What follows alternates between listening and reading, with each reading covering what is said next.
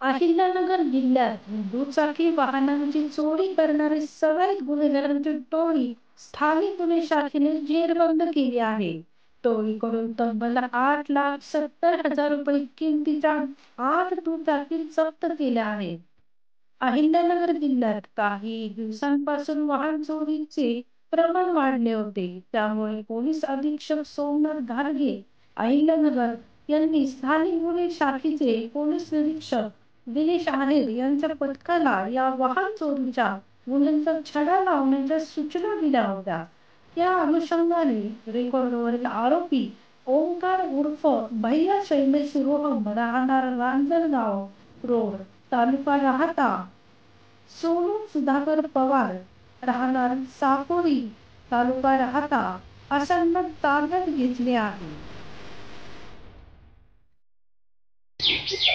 नाशिक जिल्ह्यातील Sinnar police station येथे एका युवकाचा खून झालेला होता. सदर खुनामध्ये भैया शैलेश रोहम तसेच सोनू पवार राहणार साकोरी तालुका राहाता हे सदर गुन्ह्यामध्ये फरार होते. स्थानिक गुन्हे शाखेचे PSI धाकराव आणि त्यांच्या पथकाने त्यांना ताब्यात घेतलेला आहे.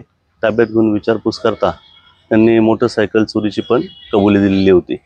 त्याप्रमाणे त्यांच्याकडनं 8 मोटरसायकली या स्थानिक गुन्हे शाखेने हस्तगत केलेल्या आहेत.